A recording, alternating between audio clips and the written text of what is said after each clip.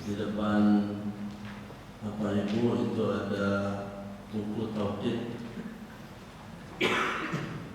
Buku tauhid kalau ongkos cetaknya 50.000. Mau ngasih lebih kepada para ulama, para kiai, para ustadz yang ada di sini.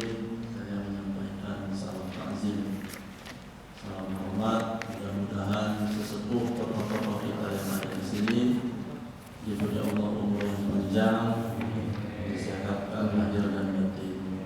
Amin ya rabbal alamin. Kemudian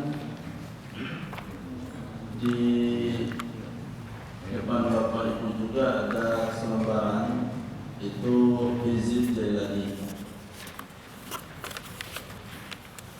Barangkali ada yang sudah tahu. Kalau di pondok-pondok ini dibaca saat mau pengajian atau setelah dari pengajian. Ya, terserah mau dibacanya kapan saja, supaya tahu dan menyeragamkan. Sebetulnya nadanya terserah apa saja, langgamnya terserah, supaya seirama. Mari kita sama-sama. Boleh kalau di sini mau dipakai sebelum pengajian baca ini, atau setelah pengajian. Kalaupun tidak juga, ya jadi pengetahuan.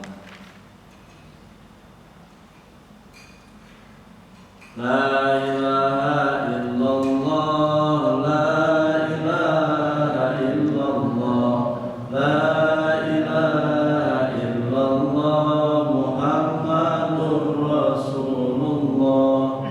La ilaha illallah, la ilaha illallah, la ilaha illallah, Muhammadur Rasulullah. Ibadallah, rijalallah, aghithuna liajlillah wa kunu aunana fillah, hasanah bifadlillah. La ilaha illallah, la ilaha illallah, la ilaha illallah, Muhammadur Rasulullah. Ya Alqab wa ya Anjab wa ya Sadatu ya Ahbab wa antum ya ulil albab, ta'alaw wa ansurulillah. La ilaha illallah, la ilaha illallah, la ilaha illallah, Muhammadur Rasulullah. Sa'alnakum, sa'alnakum, wa lizulfa rajawnakum, wa fi amrin fasadnakum, fashuddu azmakum lillah. La ilaha illallah, la ilaha illallah, la ilaha illallah, Muhammadur Rasulullah. Faya Rabbi bisadati, ta'aqam li isyarati, asatati bisyarati, wa yasmu wa tuhalillah. La ilaha illallah, la ilaha illallah, la ilaha illallah, Muhammadur Rasulullah. Tasbir hamdi an aini wa raf'il baini min baini wa tamsil kaifi wal aini bi nuril wajhi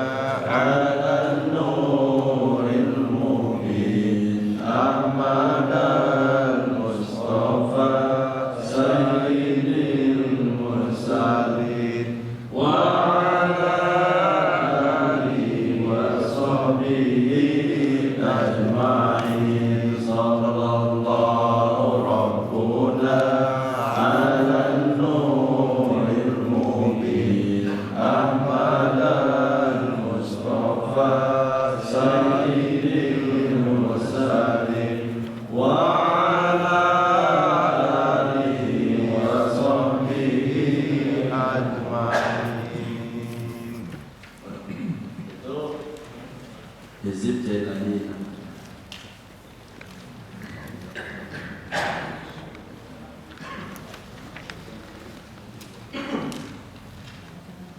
Kemarin kita membahas tentang syahadat. Syahadat mulai dari kalimat, pengamalan, isi dua kalimat syahadat yang dikaji itu tidak lain adalah la ilaha illallah Muhammadur Rasulullah. Lamnya lam linafiyatul jinsi, ilahanya yang dimunfikan, yang dinafikan. Illa ada istisna, Allah yang diisbatkan. Menafikan ilah, meniadakan Tuhan, menetapkan hanya Allah yang ada. Jadi isinya, kalau terjemahannya tidak ada Tuhan kecuali Allah. Tapi kalau isi hakikat dari la ilaha illallah itu adalah, untuk mudah dipahami, enggak ada yang lain yang ada Allah. Enggak ada yang lain yang ada Allah. Tidak ada yang lain yang ada, hanya Dia.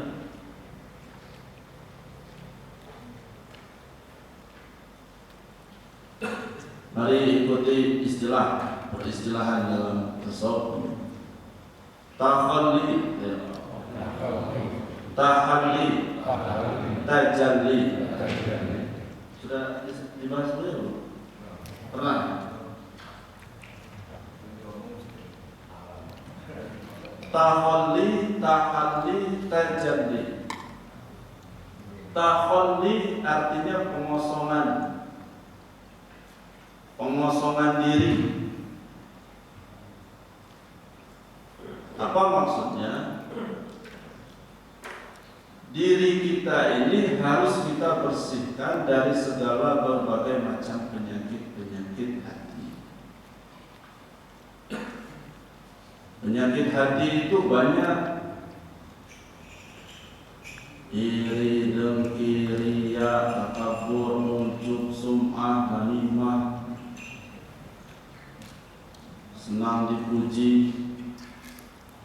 Kalau enggak dipuji, marah.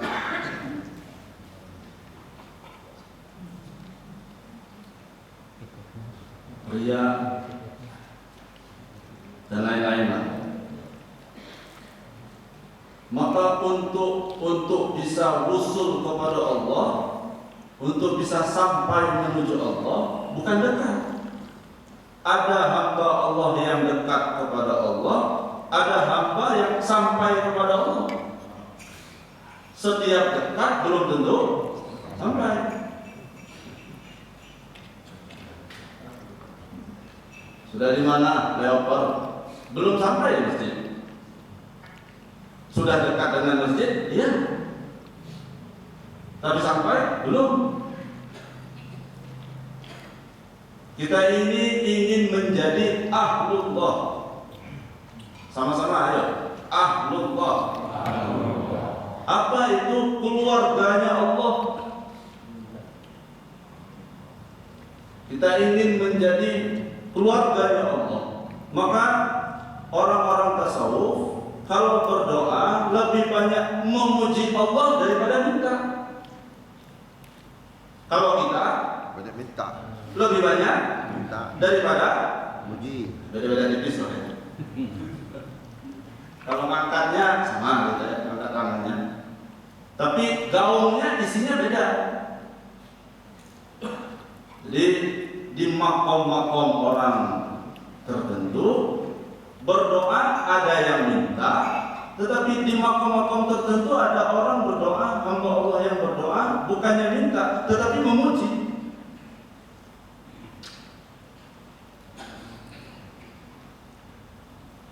Maka orang-orang yang belajar tasawuf itu harus seimbang antara ilmu dengan amal, antara zikir dengan fikir.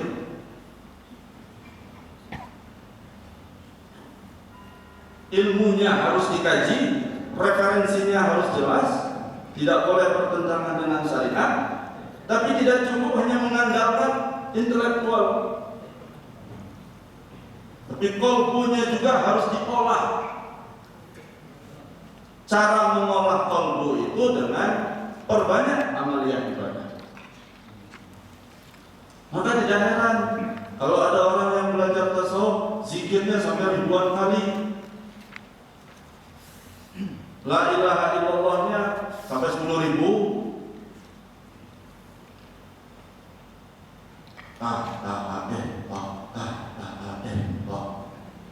Dari jam 6 sampai jam 7. Apakah bapak-bapak siap zikir 1 jam? Oh, siapnya juga. Siap atau tidak? Insya Allah pahamannya ya.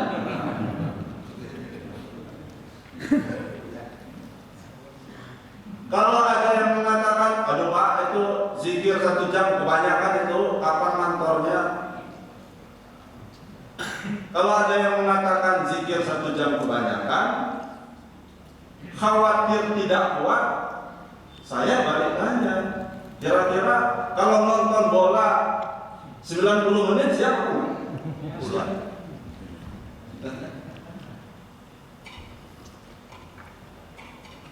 Kalau di Cianjur, di Abdul Syekh Pengarsa Aam Abdul Aziz, zikirnya ya kepada siapa saja lah belajar.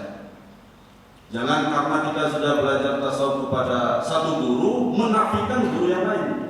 Ini termasuk terpleset juga. Jangan karena kita belajar tasawuf kepada satu orang diagung-agungkan, akhirnya menyepelekan guru tasawuf yang lain. Ini juga sepertinya kurang baik. Pada siapa sajalah kita belajar, sejauh itu benar. Takhalli, mengolah diri.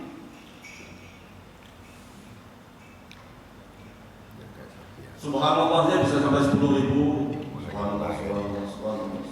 Enggak minta. Supaya pangkat naik, ya. Jabatan naik, mercy, ya. Sekolah, ya. Dan lain-lain lah. Ambil contoh. Saya pinjam nama. Nah, ini Pak siapa? Ahmadi. Pak Ahmadi. Assalamualaikum. Waalaikumsalam. Benar rumahnya Pak Ahmadi? Ya. Anda siapa? Saya Irfan, Pak.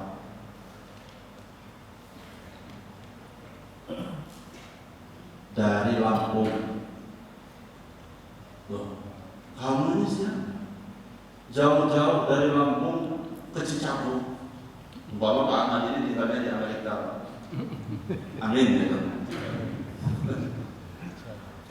Jauh-jauh amat dari Lampung ke Amerika. Saya kenal dengan Anda juga. Mau ngapain? Enggak, Pak Ahmad, saya datang ke sini cuma silaturahim.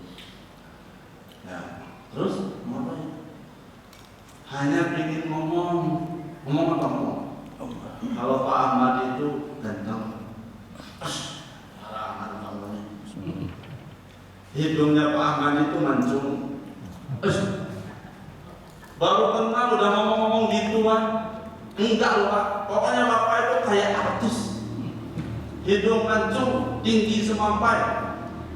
Sembarangan kamunya. Maunya apa sih? Enggak Pak, cuma itu aja.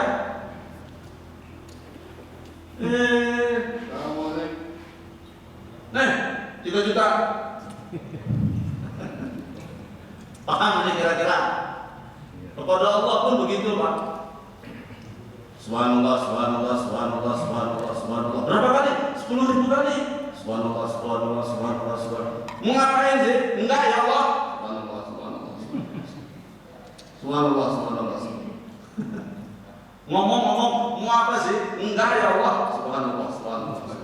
Padahal di otak itu banyak kan? Permintaan itu. Ini bedanya Pak. Bedanya orang-orang yang apa ya? Martabatnya martabat sana. Alhamdulillah. Bisa 10.000 alhamdulillahnya. Belum minta kebun, warisan, belum. Alhamdulillah. Ngomong apa? Enggak ya Allah. Alhamdulillah. Paham ini kira-kira? Jadi didikan orang-orang yang belajar tasawuf adalah antara lain begitu.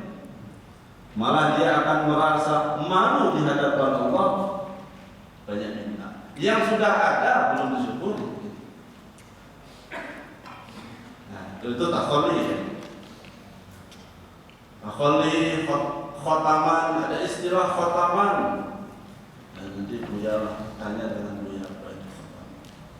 Amalia yang dilakukan. Ada lagi manakib sebulan sekali. Nah, itu antara lain upaya. Maka dalam tasawuf itu ada istilah uzlah, menyendiri, mengasingkan diri. Uzlah. Ada orang itu uzlah ke atas gunung, masuk ke dalam goa. Bukannya diam, semedi, bukan. Kayak Sunan Kalijaga yang di sinetron, bukan Pak. 25 tahun. Di sholat gak ada gini. Puasa ini aja 25 tahun. Ya karena yang sutradara orang Hindu. Kita ketinggalan buat sinetron gitu loh.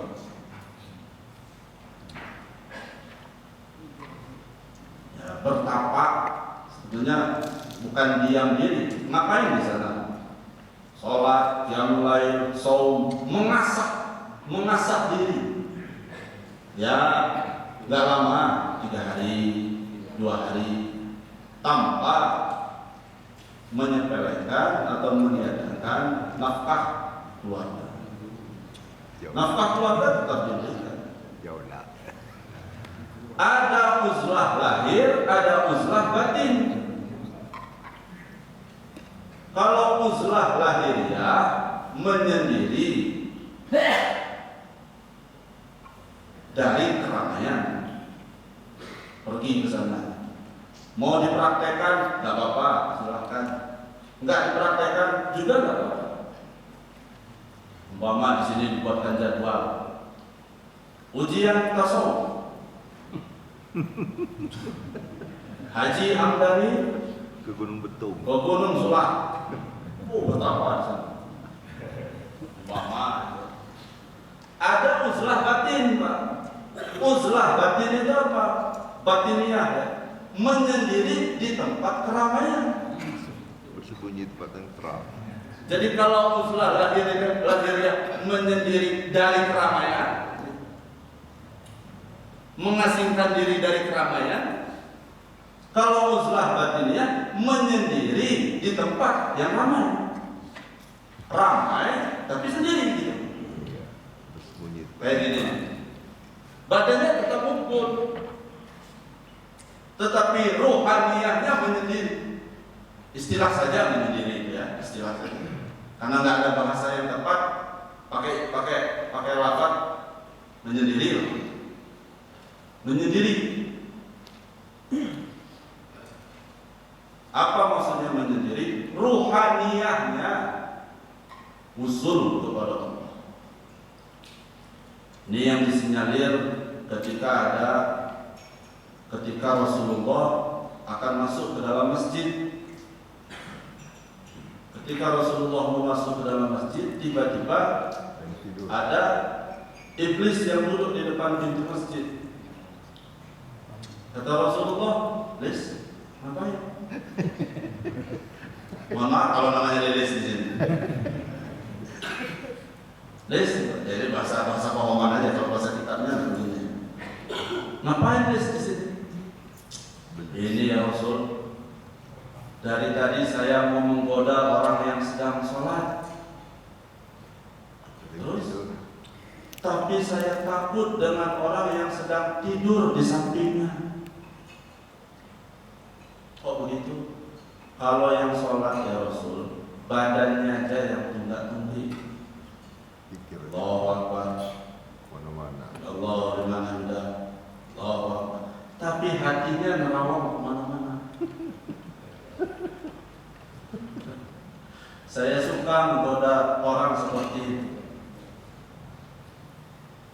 Tapi kalau yang tidur ya Rasul, nama ainahu walam yanam qalbuh. Matanya terbujur tidur, tapi hatinya tidak pernah tidur.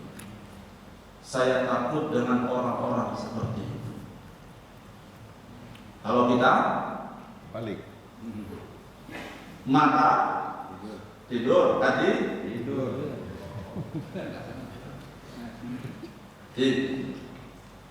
Ya, itulah orang-orang yang Islam. Termasuk tauhid juga begitu Pak. Yang ngajar tauhid di sini siapa? Pak Ustaz Bukhari, Kiai Bukhari. Mestinya ujian tauhid itu begitu. Ada ujian. Zikir sendirian di kuburan. Begitu Pak.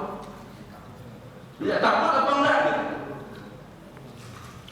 Tapi timbang-timbang dulu lah pengurusnya kalau mau partai. Khawatirnya ada jamaah nanti. Mestinya begitu Pak. Haji tauhid itu mesti begitu. Ujiannya si A, si B pergi ke kuburan Halim jam 2 nanti.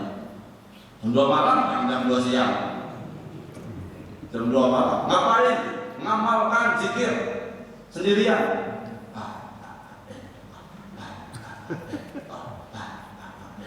Jadi apa cung? Ada nanti zikir di mana di teluk itu ada rokom itu. Kupang pengramat. Kupang. Iya. Ada kiai siapa sana? Itu bagus. Ya kalau nggak salah. Ada tuh bagus ya di Kupang sana. Kiai itu bagus ya. Jadi makomnya seperti rumah, masuk ke sana. Ngapa? Sendirian. Zikir. Pintu ketutup. Kalau sudah ngangkat kaki, ini tanda-tanda ya. Kalau sudah ngangkat kaki, mati lampu pula. Pintu, udah tutup. Kalau sudah begini keadaannya, gagal tauhid. Harus sampai ke sana gitu, ya. Jadi tidak hanya sebatas di otak saja. Apa kuncinya? Kuncinya adalah takut kepada yang lain selain kepada Allah. Masih ada rasa takut kepada yang lain selain, masih belum tauhid. Takut dengan setan, takut dengan jin. Tahun. Kayak di Arafah itu, di Haji Bunda itu, mau masuk ke Pondok Arafah itu lewat kuburan gitu. Iya. Keren. Yang sudah pernah ke sana. Keren. Dan rajin. Lewat kuburan. Jadi jamaah itu ada yang pakai motor. Selesai pengajian jam 11:30, pulang jam 12. Pulang dari Arafah, putus rantai di tengah kuburan. Suami istri, untungnya suami istri. Minggu depan nggak datang lagi. Ya begitu lah. Kaji-kaji tauhid itu harus sampai ke sana. Nah, kalau ini diterapkan, sejauh apapun tempat, pasti bisa kita sembuh. Orang tua yang sudah meninggal, badan kita di Lampung, ayah ibu kita di Jawa Timur. Tidak mungkin kalau mau sebulan sekali ziarah ke sana. Ziarahlah secara batin. Assalamualaikum ya. Sebutkan siapa nama ayahnya. Sambung rohani. Ibu, saya nyampaikan salam. Ya, adapun ada yang percaya nggak percaya, silakan. Tapi itu ziarah secara rohani. Ziarah ke Rasulullah setiap tahun tentu pakai ongkos, pakai biaya. Ziarah secara batin. Sampaikan salam. Itu tafadhi, mengolah diri. Yang mulai tahajudnya, hajatnya, saya aja baru bisa ngomong ya Pak. Tahajudnya siangan terus. Tahajudnya diolah, hajatnya diolah, saumnya diperbanyak, amaliyah zikirnya ditingkatkan. Itu orang yang belajar tersebut. Ilmunya juga ditingkatkan. Nah, jadi orang-orang dulu ngasah dulu di atas, ngasah dulu di pegunungan-pegunungan, walaupun ini nggak menjadi tolak ukur, tapi diasah dulu diri. Setelah diri diasah, baru terjun ke masyarakat, diolah dulu, baru dakwah Islam. Nah, zaman sekarang lain, mondok dulu pesantren kilat. Untuk pesantren kilat seminggu, ya akhirnya bekasnya juga beda. Yang kedua tahalli. Kalau tahalli itu mengosongkan diri, tahalli mengisi diri dengan sifat-sifat Allah. Sifat-sifat Allah.